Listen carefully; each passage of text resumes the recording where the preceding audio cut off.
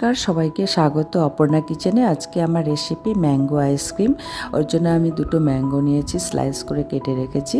এবার আমি ওভেনে প্যান বসিয়ে দেব আর একটু জল দিয়ে দেব। জলটা একটু গরম হলে আমি দুধটা দিয়ে দেব। জল দিলাম কারণ দুধটা যাতে বসে না যায়, ওর জন্য আমি একটু জল দিয়ে দিলাম। এবার হাফ লিটার দুধ দিয়ে দেব।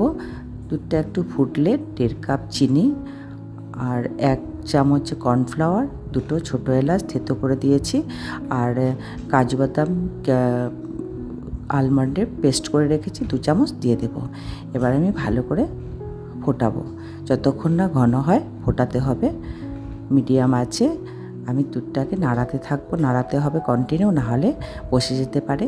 ঘন হয়ে গেছে হওয়ার দিকে, ভালোভাবে কি সুন্দর ঘন হয়ে গেছে। এবার আমি 20-30 মিনিটের জন্য ঢেকে রেখে দেব, ঠান্ডা হতে দেব। ঠান্ডা হয়ে গেছে, এবার আমি বাটিতে ঢেলে নেব আর মিক্সিতে আমগুলো দিয়ে দেব আর এই মিশ্রণটা একটু একটু করে দেব আর ভালো করে ব্লেন্ড করে নেব। খুব সুন্দর করে ব্লেন্ড করতে হবে। কি সুন্দর ব্লেন্ড হয়ে গেছে। এবার আমি আমার কাছে হাতের কাছে একটা আইসক্রিম টাপ ছিল, এটাতেই আমি ঢেলে দেব আর উপরে কাজু বাদাম আর আলমন্ড আমি ভেঙে ভেঙে দিয়ে দেব। এবার ঢেকে দিয়ে 8-9 ঘন্টার জন্য ডিপ ফ্রিজে দিয়ে দেব।